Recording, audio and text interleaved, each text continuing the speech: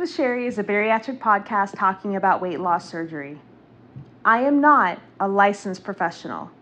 Any views and or opinions expressed in the show are those of the speakers and do not reflect the bariatric community as a whole.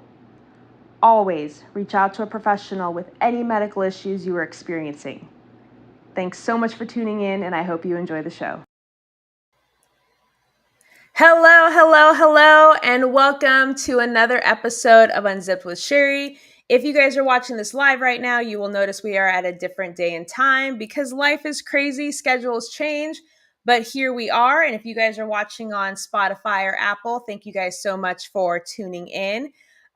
Today's episode is going to be a special one because like a few months ago, we had Eric on who was talking about, the bariatric life from the patient perspective and me, and then as the partner perspective.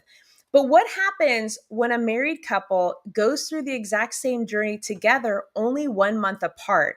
And I was fascinated when I met them a few months ago because I thought it was so cool to one, have this thing that can bring you guys closer together, but it opened up a slew of questions that I had from like the relationship dynamic of it. So Dave and Morgana are going to be on the guest today. I'm going to bring them out in just a minute. Dave is 7 months post-op with bypass, and Morgana beat him by 1 month. She got to go first because women always go first and foremost.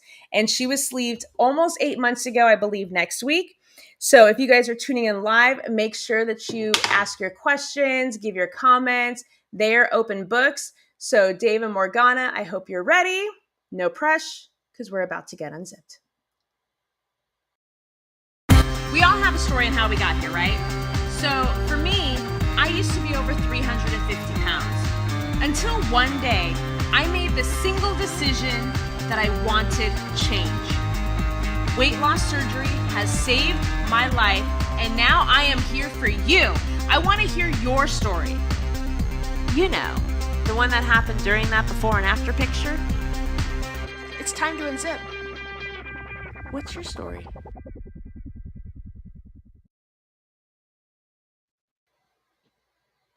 Hello, how are you? Hi, good, how are you? I am doing fantastic. I am so glad that we finally made this work because we've been talking about it for a while. First and foremost, I just want to thank you guys both so much for taking the time out of your busy days to come and talk about your journeys and hang out with me for the next hour. Well, thank you for having us. We're so excited and nervous. Okay, there's nothing to be nervous about. It's just you and me talking. Like, don't pay attention to anything else that's going on or whatever. It's going to be no different than when you and I, when we were chatting the last time or whatever. And if worst case scenario, Dave will just start talking like crazy or whatever, and then he'll just run the show. He'll take over, and then you and I can just sit and watch. It'll be fine. That's nothing new. You're used to it.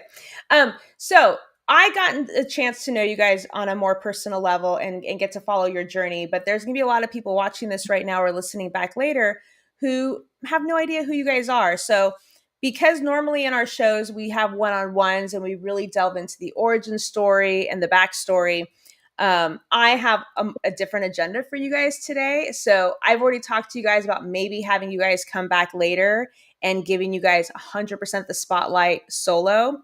But to kind of give people a little bit about your backstories, I thought maybe you guys can both give us a little bit of your background and your struggles with obesity. So Dave, do you want to go first? I thought ladies first. Oh, ladies first. Okay, let's put Morgana in the hot seat. So I wasn't really larger when I was younger, but I dated a guy that, put in my head that I wasn't skinny enough, and it caused some disordered eating throughout high school. And then after I had my son, who is getting ready to be 18, is really when I became obese. So 20-ish. And I struggled for a long time, getting my weight under control. Never really happened. I also, like a little bit later on in life, I dealt with a lot of depression, and it turned to me drinking. So I struggled with alcoholism for a very long time. I am almost 2 years sober. Hell yeah. Um, and when I got sober, my eating habits got worse because I went from the drinking in the evening to binging on ice cream and cookies and things like that. And then I said enough is enough. I So love that. that's a little backstory of me. So yeah, this is just a brief little backstory because we have so many. I gave them an entire list of all of these questions that I wanted to ask them, and we already know we're not going to get to all of it. So Dave, give us a brief little backstory on your struggle with obesity. So I guess elementary school, I started getting bigger because like early elementary school, I was kind of small. Then by like end of elementary school, sixth grade, I was a chunky kid. I was pretty much the chunky kid all of rest of that. From that point forward, I mean, I was always big. I mean, I guess high school, I was over 200 something pounds graduating from high school. And I mean, I've always been big. I've come from a rather large family. Like all my brother's bigger. My grandmother's bigger. I actually found my biological dad. He's kind of a little heavier now, and of course all that. And so we've. So I guess it's part of my genetics. Yeah. But it's also, I mean, we were always the fast food people too, so that didn't help. So, I've struggled with it my entire life. Okay, so Dave, you struggle with it like me, like from a very early age, fairly on. That just progressively got worse over time. Whereas Morgana, hers started a little bit later on in life and then progressed from there. Yes. Interesting. And so one of the things that because you had mentioned it or whatever. So you're first and foremost, fucking congratulations on 2 years being sober, because that is an extremely amazing feat to have to overcome. And that's one of the things that we want to talk about a little bit later too, post bariatric surgery and how you deal with that. But tell me briefly a little bit about your relationship as a couple. Like when you guys, like when it went out to eating, were you guys very into, like, was food like a very prominent, aspect in what you guys were, when you guys were out together? Yeah, well, anytime we went on a trip or something like that, like beforehand, we're planning on like, ooh, where can we go to eat? Like, what we're going to try, that kind of stuff. Yeah. Where we're going to get the 2-inch pork chop from. Mm-hmm. Yeah.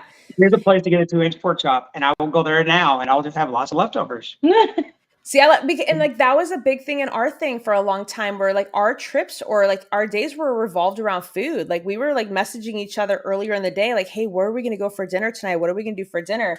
And then I'm curious now with Morgana, like when you started noticing that there was an issue, was it something that you were consciously aware of at the time that your drinking was becoming more excessive? Was it more like stress induced, or was it just basically more like a daily habit at that point? At first it was stress induced, and then it became a daily thing. Yeah.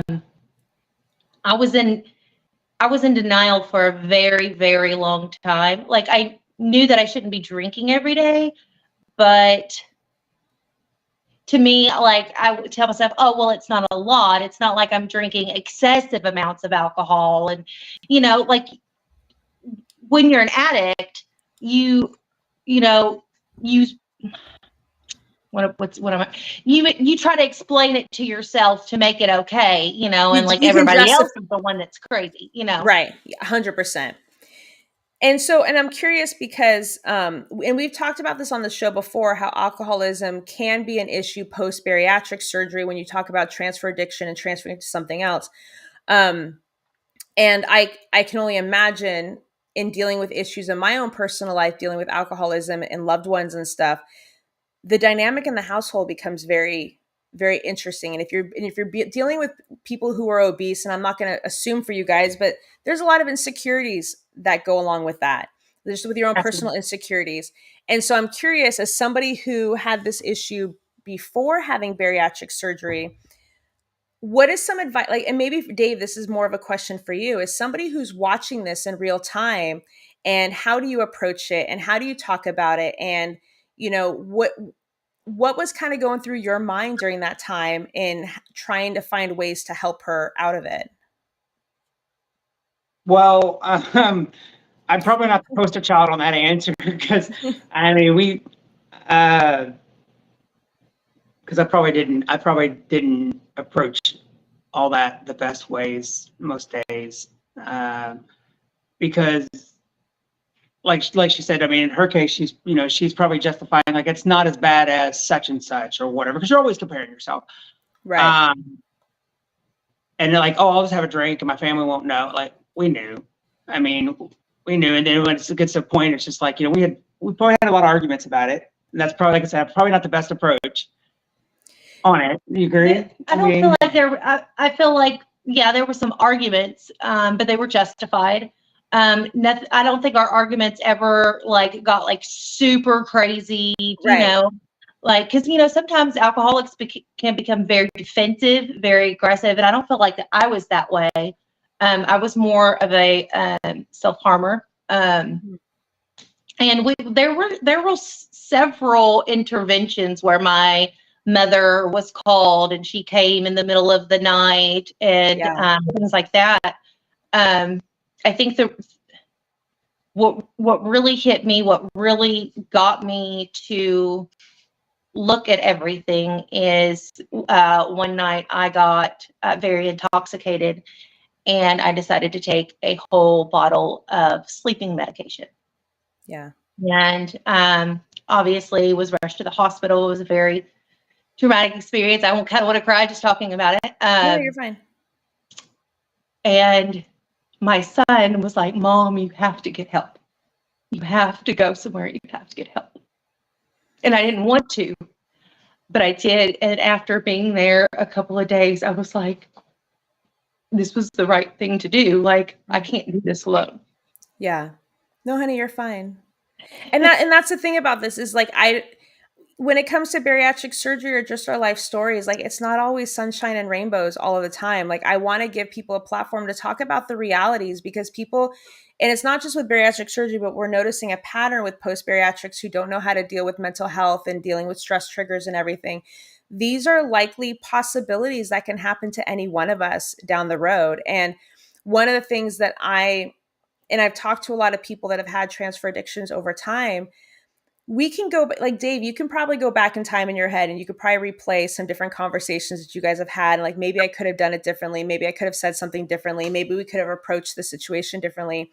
But I feel like at the end of the day, and Morgana, you can tell me if I'm wrong or not, I don't think there was anything Dave really could have said any differently or done anything different in that time. And I think for most of us, all it takes is that rock bottom moment. Everyone needs like that one moment where they finally just say enough is enough. But in hindsight, now that you're like 2 years out and you've overcome such an amazing hurdle, when you reflect back, do you think that there was anything differently that Dave could have said or done that would have helped the situation?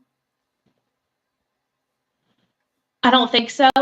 I'm so thankful that he didn't give up on me, because I don't know if I would be here if he'd given up on me. Yeah. Because I had given up on myself.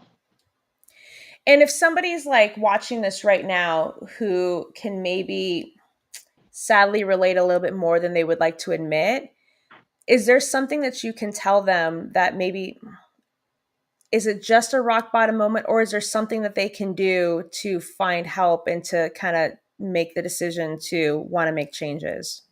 I mean, if you think that there is a chance that you have a problem, talk to somebody.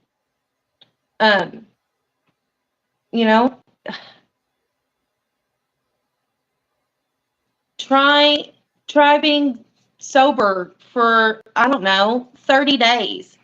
And if you can't do that without thinking about alcohol or whatever, whatever the substance is or issue is, and you can't do it for 30 days, then please reach out to somebody, because you don't want to hit that rock bottom, because sometimes you hit that rock bottom and you don't get back up. And that's why, like, on TikTok and all the things, that I feel that it's important for me to share that journey, because I want people to know that they're not alone. Yeah. And that you can recover. And, you know, there, like you said, the transfer addiction thing after bariatric surgery it's common, unfortunately. Yeah. And I just want people to know that, like, you can get help. You can get better. So when you finally decided to get sober and go through all the steps and everything, you had said it like a few minutes ago that you started turning to food to cope with everything. Mhm. And then you guys are now living this life as an obese couple, which I assume means you're not being as active with each other. You guys aren't going out as much or whatever. So at what point, I'm curious, whose idea was it first to think about, like, okay, two-part question. I'm a shit show. This is what we do. Two-part question. One, as a couple, did you guys ever try things together to lose weight together? Or were you guys ever just not on the same page, or like maybe Morgana was motivated one day and Dave wasn't, or like vice versa? So what was like some of your pre-surgery? Like they knew. They already know the answer. No, I think that in that part, I think it's just like anything else. I mean, getting two people completely on the same page of doing something's a little hard. Like, we'll both be like, hey, we need to get better. So we'll go and we'll have that moment. We'll go grocery shopping and buy food together that's better for us. And then we'll go and join the gym membership. I mean, we're already on our second gym membership at the Planet, that we probably should go more than because we haven't been in a while. We should probably go more, but it's like, because you getting those, like, hey, I've got to do this. We've got to make this change. And you get in that habit, or you get to doing that, then you go back to your old habits. Yeah. I mean, and it probably didn't help because, I mean, I travel a lot for work. So it's really hard to always eat healthy when you're in an airport, or you're in the car driving from one place to the other. It doesn't help any when, in her case, she was working at a grocery store. You may have a fridge full of food at home that's all healthy, but it's easy to stop and go buy that unhealthy food on the way home, that's right there where you're at. And all of a sudden now you're coming home with fried chicken versus the skinless, boneless chicken breast that we should be having that's going to be baked, right? You agree? Mm-hmm. So I would say that, I mean, we started a lot of things together. It ends up not, neither one of us was motivated at the time. Right. Especially since you got to think, I mean, she was going through active alcoholism right before, before surgery, a year or so before surgery. That was also in that time frame. And we've had a lot of other, family losses and stuff that we've dealt with. Like, my grandmother, we took care of her and things. So you kind of getting that, like, I don't feel like cooking. I've been working all day. I've been taking care of this. It's, let's order a pizza for the night. Well, they just went the healthy habit again because, we went quick and easy. Quick fix, quick and easy, and then life gets in the way and it gets overwhelming, and it's like, I don't want to sit and try to figure out what I'm going to eat for 30 minutes when I can just order a pizza and just be done with it and maybe have some leftovers the next day. So I'm curious, who first put the idea of bariatric surgery on the table for either of you? You want that one or you want me? Go ahead. So we both went through points with talking with our doctor about weight loss stuff, and it was mostly medicines. And then at one point, I know she had said, I really wish I could qualify for surgery, but I don't think I weigh enough. I was right under that BMI that they wanted you to have. Everybody right on the cusp. What's usually required. Well, back in last fall, when I went to go see my doctor, and our doctor's the same, by the way, and I weighed 305 pounds.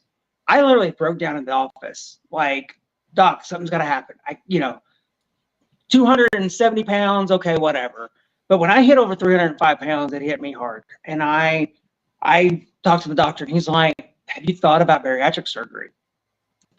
And I'm like, well, I mean, kind of in passing type thing. We've talked about it a little bit, and he's like, well, and he goes through the checklist. Your BMI is of this. You have the high blood pressure, the comorbidities, because I had sleep apnea. He's like, like, I think you're a perfect candidate. We are connected to the bariatric center here in town. So if you're willing to try it out, let me put the recommendation in. So he referred me. I come home, tell her all the stuff. So her next visit, she's like, Doc, like, what about this bariatric thing? Like, I know you talked, and he was like, I'm surprised you haven't been here sooner. Because he knew. Yeah, he said that to me, and I was like, he was I don't know how I would take that. Yeah, well, he was prescribing me Adipex. He had prescribed stuff to her at one point, but her blood pressure wasn't controlled. Because of medication, yeah. Her blood pressure went up, and it wasn't being controlled properly. So he wouldn't give her the medicine anymore. But he knew she was getting the medicine from a weight loss center. So he knew that she was struggling with it. But he wanted us to get to the point where he knew we were ready. I mean, he quit giving me the Adipex because I was going through a lot, and I was like, I can't, Doc. Like, I'm not just going to take it if I'm not going to change my habits. But when I broke down, it was basically like, I'm ready for this, Doc. Like, something's got to happen. He knew I was ready, and then when she was asking, he kind of felt like finally she was ready to look at something better. So you guys started kind of even going through all of the pre-op process, both at the same time. Mm-hmm. Yes, basically. Within like a month or two. Well, yeah, within the month. So Doc gave the recommendation in like early October for me, like the next week for her. But looking at insurance wise, her insurance would cover. His would not. Mine would not. So she was able to start the process about a month before I was able to start the process, all because insurance wise. I mean, I couldn't afford paying $60-something thousand for surgery. And to me, the whole going like to Mexico thing, I was like, I don't know about that either. Which by all means, I mean, from friends that we've met that's done it, I wouldn't put it down. I mean, it's a very good option. I mean, we know lots of people have been out of the country for it, and it's worked well. You just need to make sure you have good aftercare set up, because they don't offer that. You got to make sure your doctor's at least on board, that they're going to help you through the stages afterwards. Right. Because you don't need to do that alone. Hey, Lucy. It's so cute. So, okay, what's interesting as you guys are talking is there's little smirks that you guys give each other in certain parts or whatever, and I'm picking up on it, and I'm getting the feeling that between the two of you, there is some competitiveness that was coming along with this journey. You have competitiveness in everything in life. I mean, I'm sorry. You're always comparing yourself to people. You literally look down because you're like, how do I discreetly answer this question without having my wife hit me right now in front of everybody? You told her she could pinch me before we started. What are you talking about? Yes. Okay, don't call me out on my own damn show. But yes, I said if Dave was talking too much and he was like over talking, then Morgana can give him a little pinch or whatever and tell him, like, just hush it down a little bit. But I feel like because in my marriage or whatever, we were like, there are certain things we were very competitive, and I would get frustrated because guys get there so much quicker. Even like before surgery, if you're doing the same regimen, the women takes forever to lose the first 10 pounds of water weight. The men barely sneeze or whatever, and they can drop 20, 30 pounds. And it would get frustrating. So I envisioned that there was like as you're going through the process, like, oh, I'm going to kick your ass at this. Oh, I'm going to lose weight faster than this. And I can see how it's a double-edged sword, which on one hand, I feel like it's kind of that motivation towards each other that you guys didn't have, to kind of have like friendly competition and banter. But I can see that it can equally kind of be damaging. Whereas if you're not on the same level as somebody else or not losing on the same weight, that it can cause more internal issues outside of the relationship. So I'm just curious. You guys just had these smirks. I just feel that there is some conversations in that house. And part of the smirks too is like, especially when you ask a question, I kind of smirk at her, like, "Do you want to talk?" Because I don't want to take over the show either. Like, I don't want to be the one talking. But yeah, so the whole pre-op thing, like, I knew it was going to take him a little bit longer, which I was happy about because I knew he was going to lose weight faster than me. He's a dude. His weight was higher, all the things. And so even before I actually met with the bariatric surgeon, I looked into the requirements for my insurance and I started making those appointments, and I had everything lined up so that so it would go boom, boom, boom. And I did. My first appointment at the bariatric office was in December, and I had my surgery in February. See, that's crazy. I was like, let's go. And it's kind of preemptive and stuff, because I mean, I was getting on her insurance starting January 1. I had already had my first weigh-in in December 22nd with my primary care doctor. December 12th, I had my second appointment. My surgery was in March. I already knew everything insurance was going to require because they've already gone through it all with her.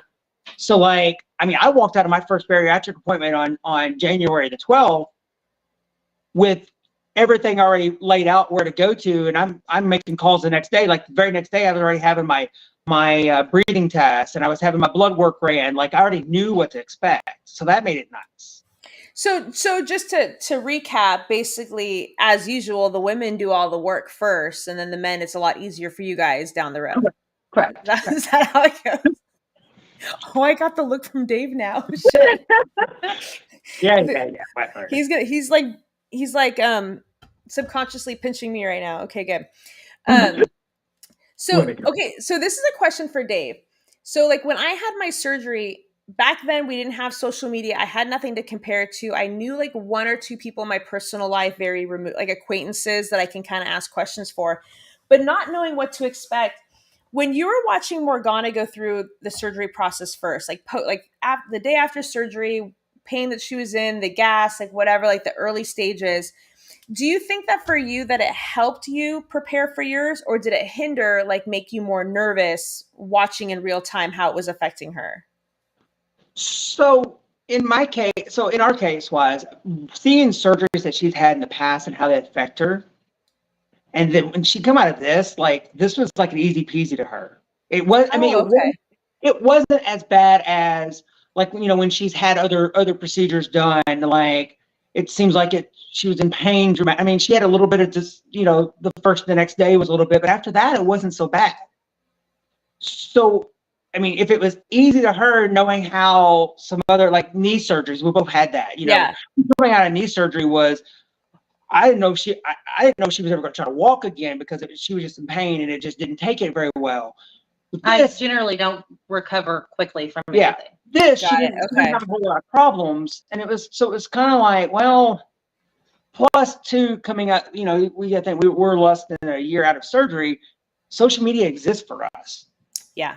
So we had, you know, she had started with the whole TikTok thing right before her surgery, right? Or was it right after?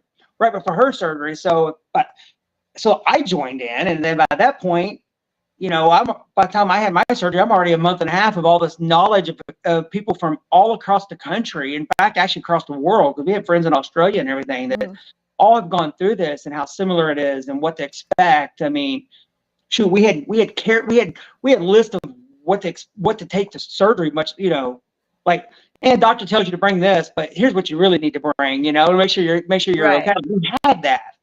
We weren't going into this completely blind, and that was nice. And then yes, it was nice that I was even more eyes open because I just watched my wife firsthand what she went through. Yeah. And so when watching her experience, because if you've had, now that was the thing for me, is I had never had any surgeries before. This was my very first time under anesthesia. It was my first surgery. I knew nothing. I had never been admitted into a hospital before. So I was legit terrified, but I've heard stories since then, women who've had C-sections in comparison to the surgery or gallbladder surgery. So I guess maybe your own life history kind of helped with the process. So in comparison to other things you have been through, this wasn't all that bad for you. But somebody like me, I'm like, I think the world is ending. Like, this is insane. And I didn't have all that stuff back then. Did either of you guys have any, because Dave, you had bypass and Morgana, you had sleeve. Did either of you guys have any kind of issues or any complications afterwards?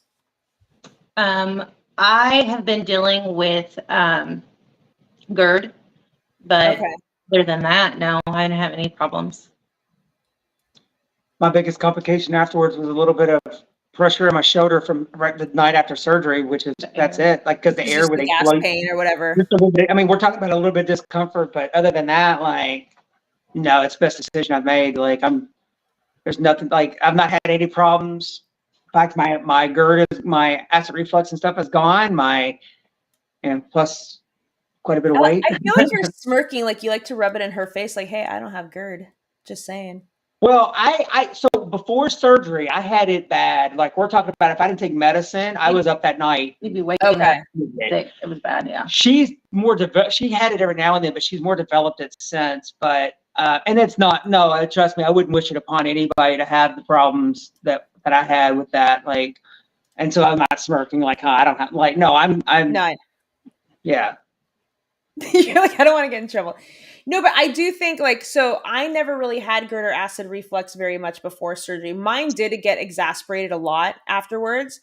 But I have noticed over the last few years, last 2 years specifically, it's calmed down a lot, and I think some of it has to do with certain foods that we eat or certain things that we're doing, not drinking right. Like sometimes I can get it just from water, and I don't know if anybody else gets that too, but like sometimes I can just drink water and I just feel like the burning in my chest or whatever. But I've noticed that it's a lot.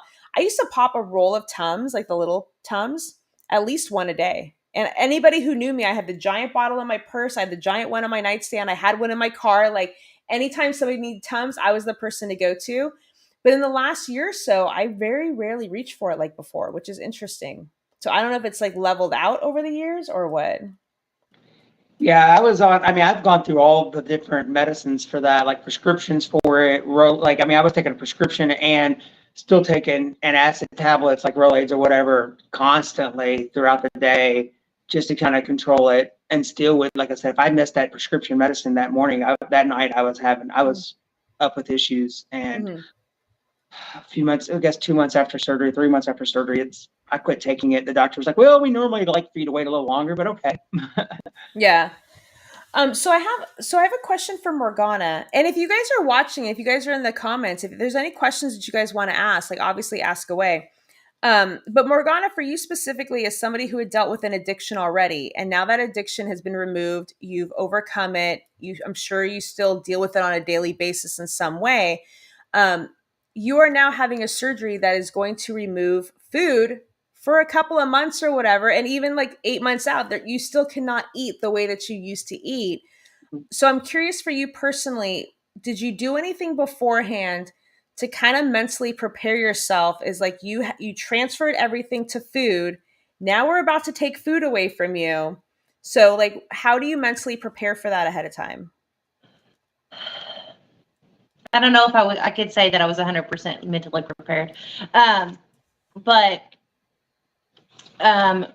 finding friends that with the similar, that's going through the same thing, I think was very, very helpful. Because, when I'm like craving sugar or I want to eat something stupid or whatever, like I'll talk to my friends and they're like, no, you don't want to do that. Like, you don't want to do that. They help like talk me out of it, and sometimes I journal. Journaling helps a lot. Like say I want a cookie or whatever, and I know I don't want a cookie. Well, I can write down like, what am I feeling right now? Is what I'm feeling, is it making me want the cookie? Am I Yeah. making an emotional connection with the food? Is this what's happening? You've got to kind of like look at it that way, if that makes sense. 100%. I'm a firm believer in sometimes pinpointing the thought process you're having in that moment that makes you want the item that you wouldn't normally reach for. It could be like if you can acknowledge, well, I did have a really shitty day at work, or I happened to see something on TV that made me think about it, or whatever. Sometimes just sitting down and writing it out can make you help rationalize. No, I don't really need the cookie. It's just like, Yeah. oh, I saw some sad commercial or whatever, and it made me sad. And my natural response when I'm sad is to eat or or whatever. Yeah. And then if you could pinpoint that it's an emotional thing, then you can decide to do something else other than the cookie. Do something else like, that's a self-care type of thing. Go for a walk, drink a bottle of water, put on a face mask, just do something for you that's not shoving food in your face. Yeah. So then, Dave, I'm curious because you guys both went through this journey in the age of social media where you had a lot more information at your disposal. As somebody who watched his wife, deal with these addictions, and it's a hot topic button post bariatric with the possibility of transfer addiction. How do you personally mentally prepare yourself? One, knowing what you've already gone through with your partner, and the fear that maybe that could happen to you at some point down the road. That she could transfer to. No, alcohol. like for you personally, like now that you've like you relied on food like your entire life and stuff, so now you've removed food, knowing that there's a history in your relationship with alcohol. Was there ever a fear of yours that like, when it came to stress or something that you might transfer into something else down the road? Um, as not really. I mean, Okay. because like alcohol is not really been a thing of mine. Even like, I mean, I didn't have my first drink until I was like 24 before I really actually had a drink. Like, so it was never a thing for me. And I don't. I mean, I don't fear that for sure.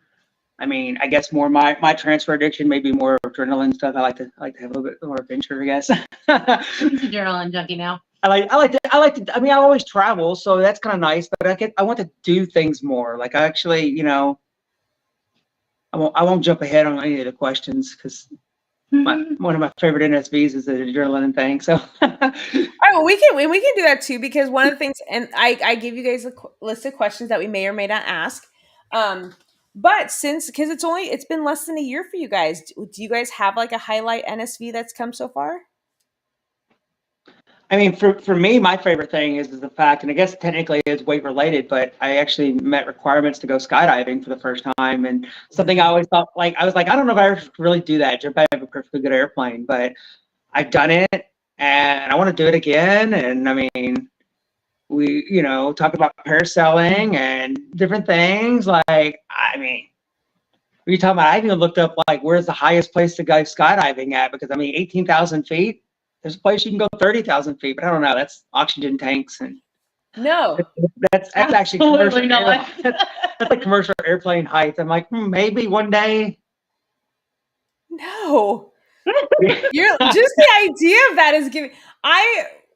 When I went to Canada, they had me go on a Ferris wheel. I went on the Ferris wheel for the very first time in my life, and I was a shit show. I looked at the ground the entire time in a panic, and it wasn't until the third revolution that I actually had the cojones to like look out and and I finally faced my fear in that. But it took 2.5 revolutions around this giant Ferris wheel to have the courage to do that.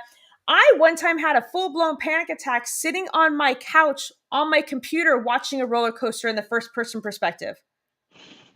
Oh no, I'm ready to ride every roller coaster I can. In fact, I've got a season pass to Kings Island. I've been going there as much as we can, and I mean I've skydived. What else? I don't know what else for.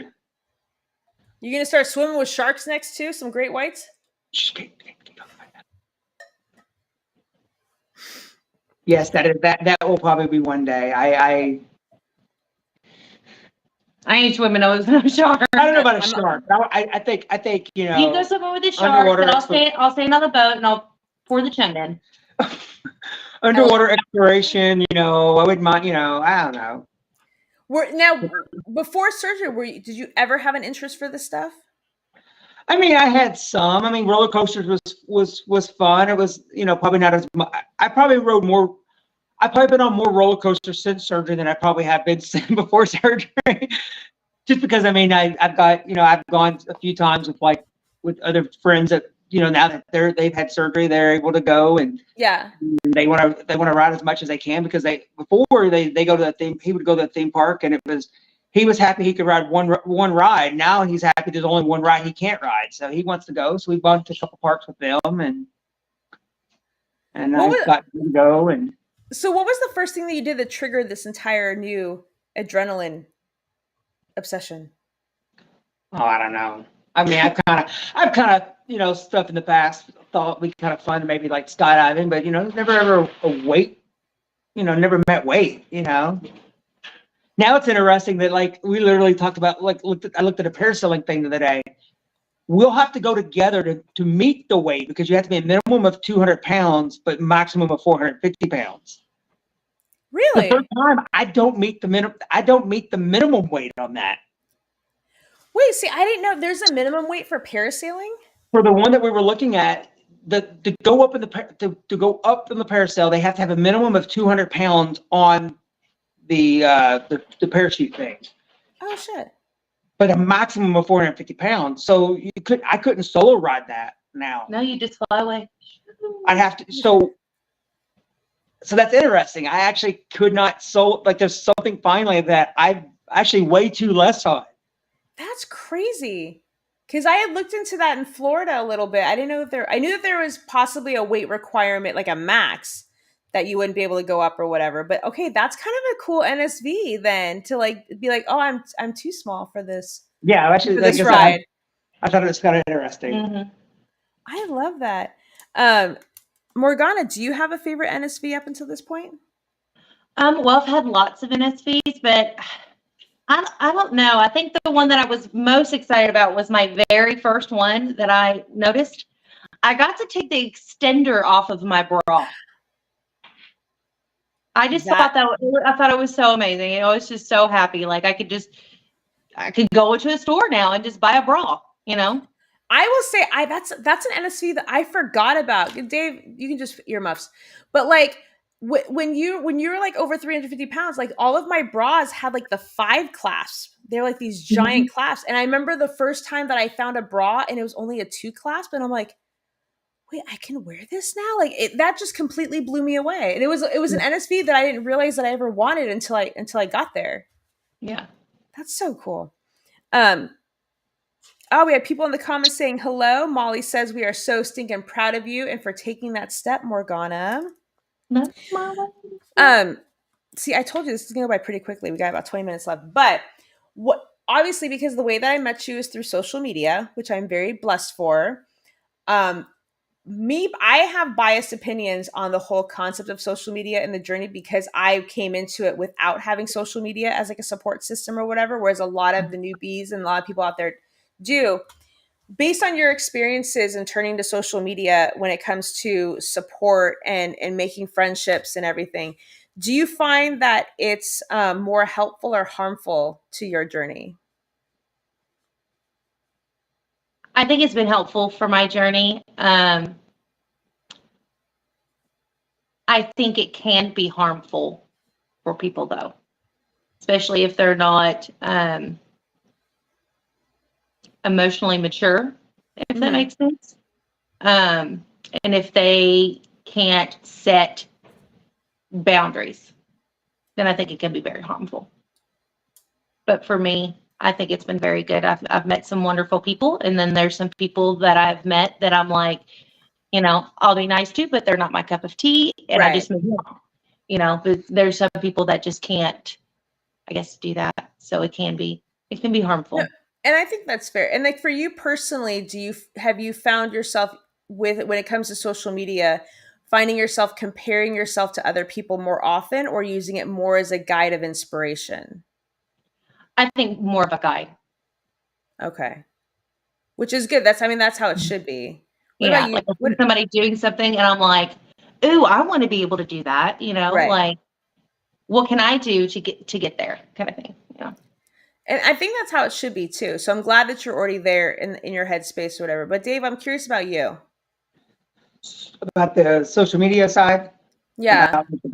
So I think it's been very helpful. It's kind of nice because I mean, when you go to we went to all of our pre-op stuff at the doctor's office, and they're like, "Oh, don't pay attention to social media, all this misinformation," and you know, and what if you find the right people to connect to, that's going to be encouraging because when you are having that down point, you know, they're the ones that's like, "Hey, whoa, remember your why."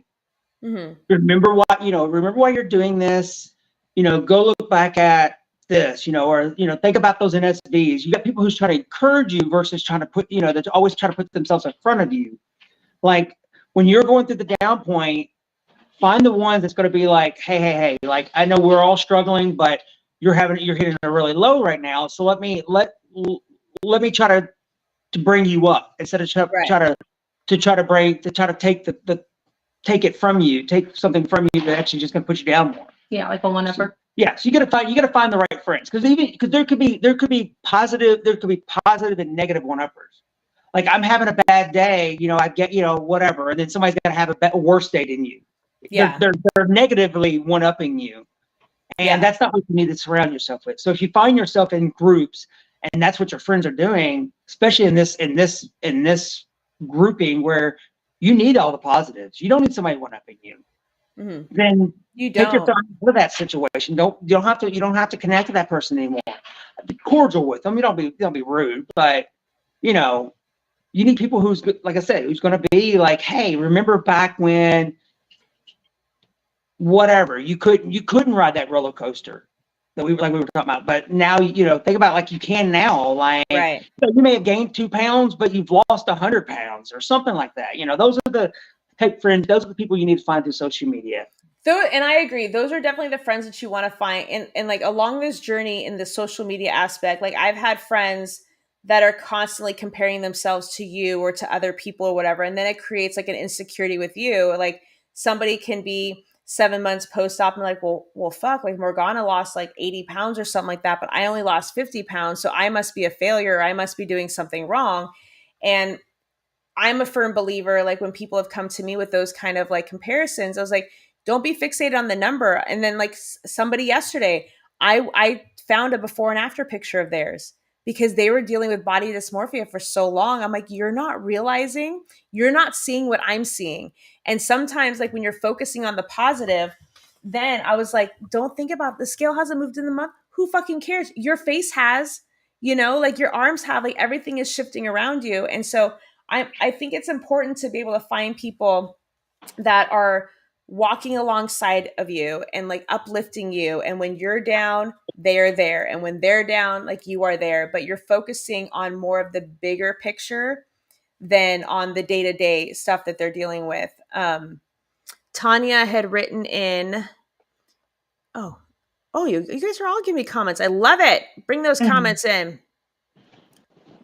There's always people who are not genuine and who will compare. You have to be able to be open-minded. Yeah. And like, not everybody, when you're dealing with the bariatric community, any community in this world, actually, in the bariatric community, I think there's an added element of a lifetime of insecurities and broken souls. And, obesity is not something that you want to wake up and strive for in the morning or whatever. So I think there's a lot more emotional components and elements behind it. And when you deal with the bariatric community of hundreds of thousands of people, you're going to find people that you don't gel with or mesh with, and they're not going to be your people. But once you siphon through the weeds and stuff and you find genuine hearts that feel the same way as you and love the same way as you.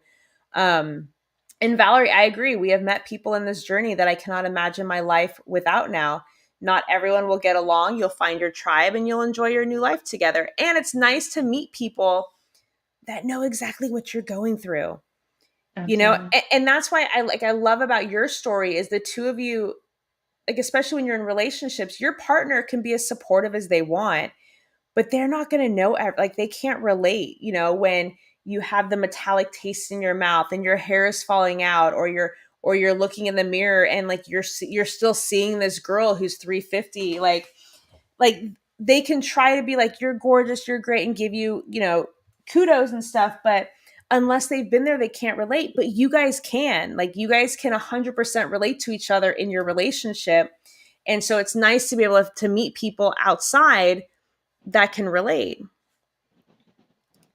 Yeah, supporting each other and being happy for one another's progress is an amazing thing. It's refreshing, like when you can actually be happy for somebody and be genuinely happy for somebody's success and not be jealous or envious. And if you find the right tribe, because some people are commenting here is actually part of our tribe here. That they send girls' weekends. It's kind of sad when you're left out. When you're not part of the girl. You're not a girl. You're not a girl. There's a lot more women in the bariatric world, at least publicly, than there is men. But then there's we plan meetups with people. We met you in Chicago because we connected with people and we wanted to go meet these people and spend time with these people. And then we're scheduling trips to fly across the country just to do small group stuff even. And that's the kind of support you need. So I feel like we're actually getting friends who understand us and who want to spend time with us as friends, and not because as being the big kid, I didn't have a lot of friends growing up. There's not anybody that I went to school with and I talk to every day now. Yeah. And that's actually a really good transition. Good work, Dave. So as somebody who did not have a lot of friends and wasn't very popular growing up, you have this extra element. So there's a lot of people in the bariatric community, but as we know on social media, it is like 85 or higher percent women. There's not a lot of dudes who are active on social media in the bariatric community. There's guys out there, but you are like a very small percentage. So I'm curious to know for you personally, how does it feel kind of feeling like a fucking rock star, being like one of the only Barry dudes and getting attention from people? It's okay. I mean, it's great. I mean, there's men out there, but men just aren't as open about it all. They're not. And and it took me a little bit. Like, I mean, if there's a while that I was only public on TikTok, I wasn't public on my Facebook with people about it. And that was part of that was public because I just kind of wanted to. I kind of like the shock and awe factor, and I wanted to kind of get through some family things first before like.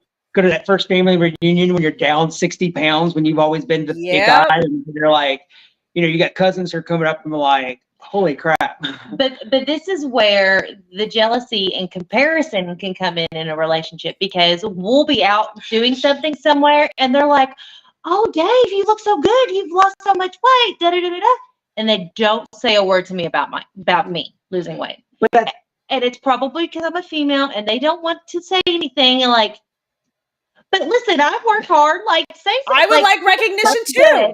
That's the interesting thing. So women are more open about their weight loss journey. In this case, there's more women that's open about it. Like, hey, I've done this. Here's my struggles. Da da da. Than there's men. But when you go, it's the man they're going to go to and be like, wow, Dave, you lost a lot of weight. Da da da da da. Even though she's the one that has been more open about it by that classification, right? But they don't say nothing to her. I mean, we've gone through the grocery store. We've had 2 or 3 people who literally in one grocery store shopping trip will stop us and say something to me, but not say a word to her. Is it primarily women or men? Both. Oh, both. And this even people that she worked with.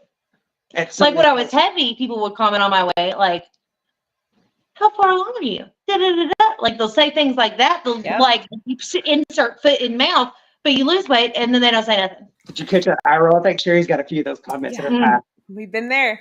I had a stranger approach me at the supermarket in my car, knock down on my window, just to tell me that she had bariatric surgery and it saved her life and I should look into it. And I'm like, you don't fucking know me. I'm sitting at a Vaughn's in my car minding my own business or whatever. Like, it's just crazy. And I love the people that they don't always bring up your weight, but then like it's obvious that you gained weight since last time you saw them, and they're like, oh, Sherry, have you lost a few pounds? Like your face looks. No, Carol, you know damn well I'm 20 pounds heavier than I was last year. And now you're letting everybody know that it's acknowledged that I look bigger. And so, yeah, I can definitely. Yeah, the backhanded comments and stuff. Yeah. But that being said, too, with the whole guy thing, like, I mean, I've got to try to, and I'll probably try to do something because the guys, most of that are active in it, are scattered. Because girls have girls night weekends. I mean, trying to try to get a guy weekend. Maybe we'll go charter a fishing boat or something. See that? You don't even fish. I don't care. I want to do something with the guys since I can't get in with all the girls. So we need to find a meetup for Dave, a dude's weekend getaway. That's what we need. That's what we need to plan. Because I agree. But there's some great guys in this. I mean, like Tommy and Craig and Mike and Mike, and I was trying to think Brett. I always call him Boots, and she's like, who? I'm like, it's his name. His username is B Boots. Brett. Oh, see, Dave, you already have a date. Dean says to come to Oregon and let's do this. There you go. There you go. We are planning our very first male bariatric meetup for Dave, live on the podcast. Working. Barry, I've got Texas coming up. I've got South Florida coming up. Maybe somewhere out west somewhere coming up. It's not official yet. You got all the work things. I travel. I'm going. Are you coming to California? I think I'm going to South Dakota before the end of the year. Okay, South Dakota. Are you coming to California anytime soon? There may be a California trip. We'll talk later. Oh snap! Let's go. Okay. We've had to reschedule a trip that we were going to take, and I think we're going to go out on our own. And Yeah. Let me know. I will be here. So, oh my God, I just realized we only have like 5 minutes left. Okay, so we almost have to wrap this up, but I would like to give you guys both the floor real quick and I want to ask you, for somebody who's watching this or listening to this, or somebody who's newer on their journey, what is the biggest piece of advice for you personally that you can give them to help them have success long term? I think on the front end, so I mentioned it earlier, is, because she talked about the journaling. I think, if you start today and you make notation of your why, because you need to look back to why you're doing this. Yeah. So know your why and remember your why through the whole journey. Don't let even what little bit of progress you may have let you forget to why you're doing this, because you're going to want to look back and you're going to be like, hey, I got to continue to go on because I was 300 plus pounds and I couldn't get on a roller coaster, or I couldn't do this or couldn't do that, or I was out of breath. Or remember your why. Remember your why. I like that one. And the other thing that I personally think, I think before and after photos are very important. Yes, I agree. So if you've already started your journey and you haven't done it, take photos now. I mean, we're constantly.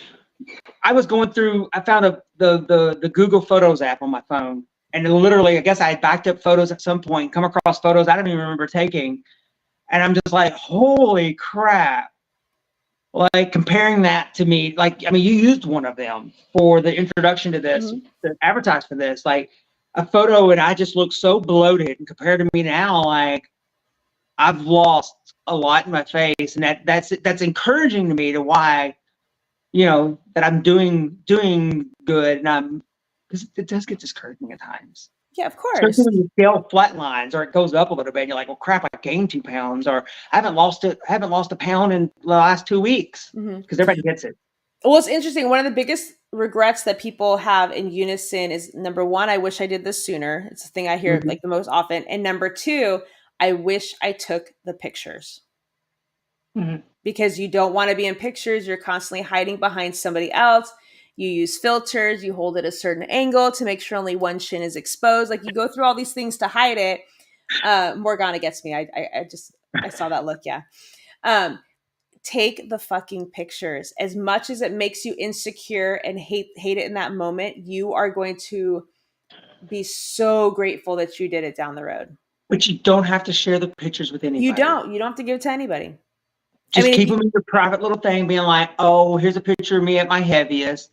Here's a picture of me now. And trust me, because I don't like a lot of pictures of myself. No. But I find myself taking pictures and I'm willing to post more things. The fact that I've left 110 pounds behind. Absolutely. And what you don't realize is when I took my before pictures, or some of the before pictures, I was in borderline tears. Like when I saw the pictures back, because you just did not realize how big you would become, because you don't always see it on a daily basis. Now, 9 years later, at one point I was screaming at him going, dude, where's the picture from that one day? Like that was my heaviest. You're actually searching for these pictures now because you're so fucking proud of like what you have, something to compare it to. There's going to be times, those pictures of you caught in the wild, that bad picture that you were tagged on Facebook and 10 years ago that you were like, God, why did they post that? You're going to be searching through Facebook to go and find that picture because you have something that, it's crazy. And then so obviously, Morgana, I want to give you the floor. So somebody watching this right now and listening to you, what advice from your personal journey would you give to somebody to help get them to a very long and successful journey? Tools. Your tiny tummy is a tool. It's just a small tool in the whole picture. Your scale is just a small tool in the whole picture. I recommend everyone get a therapist. Your mental health is extremely important through this journey and, just life in general. But you remember, you have tools, and you can't expect just to have this surgery and everything's different. It's not how it works. It's just a tool. I think that's the biggest Use it right. misconception is people think that they have this surgery and that it's just a miracle drug that's going to last forever. But I'm a firm believer to find what emotional connections to food, what caused that emotional connection to food, look back into your past and rectify all of the things in your life that caused you to turn to food. And once you start healing from the inside out, you will be a freaking slayer in this journey. And if you are unable to do that yourself for any reason, go and talk to a professional. There's so many, and now there's so many bariatric specific therapists and dietitians and psychologists and mental health providers. I think like there's a great community on social media of people with very like-minded issues and stuff that sometimes just talking to somebody who can relate to you and can give you tips on tricks on what worked for them. So there's so many resources out there for you guys to look into. But I can't believe that we're out of time already. I told you it was going to go fast. Did I scare you guys? It wasn't scary. No, thank you so much for having us. I'm just so glad that you guys took the time to come and hang out with me. And if you guys are watching this, I do want to have Dave and Morgana come back at a later time separately because I feel like we're going to get more to the nitty gritty when the other person's not sitting next to them and they're going to be a little bit more open and get to all the dirt next time. I'm just kidding. We can't make smirks at each other. Yeah, so I'm gonna plan it so that you are gonna be afraid to speak because she's not gonna be able to give you a smirk and she's not gonna be able to pinch you and you're like, should I say this on camera or not? So you want to do that while she's at work or while I'm way for work? You'll have to be in different states, I'm pretty sure, just in case. That works. She'll throw something at me across the room about it. Yeah, you're gonna have to be in different states so that by the time you travel back home to deal with it, like the dust will have settled and it won't be as bad. Like I care about you guys. I got you guys covered. If you guys want to follow Dave and Morgana on TikTok or on social media, Morgana, what is your TikTok handle? I think it's Morgana VSG. And Dave? It's just Dave is the name, but I think the handle is actually still bariatric.dave. Okay, or you can look up just Dave on TikTok and you guys can find them.